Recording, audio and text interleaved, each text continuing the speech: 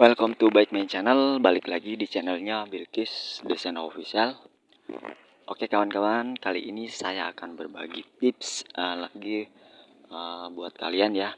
Nah, kali ini saya ingin membuat pinggulan meja dapur ya, agar terlihat lebih cantik lagi menggunakan semen putih. Nah, namun di sini kebanyakan orang membuat seperti itu kan biasanya retak. Nah, di sini saya akan memberikan tutorial dan caranya agar pembuatan pinggulan meja dapurnya tidak retak ya. Hanya kita menggunakan semen putih dengan lempok ya. Dan hasilnya seperti apa?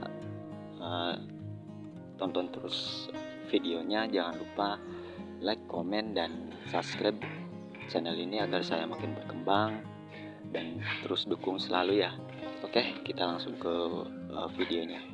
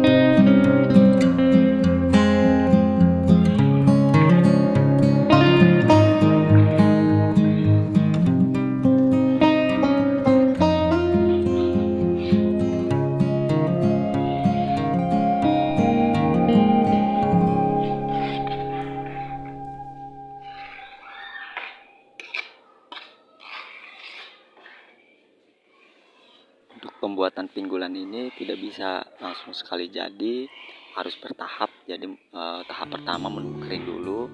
Setelah kering kita timpah lagi ya, agar tidak retak nanti hasilnya.